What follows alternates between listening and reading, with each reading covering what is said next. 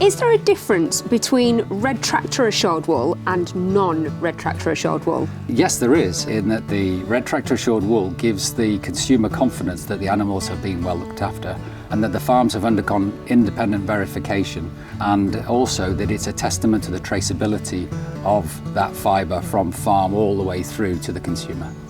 So why did you set the wool keepers up? We created the wool keepers to give the farmer a new route to market. We reached out to Red Tractor to be able to identify those farmers who were looking after their animals in the best possible way, and then to be able to find a way of giving them a fair price and to recognise them for their endeavours.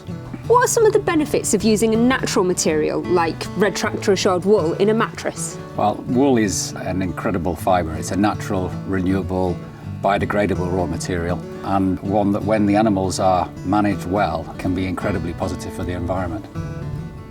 So what do you look for in the wool that's going to go into a Hypnos mattress?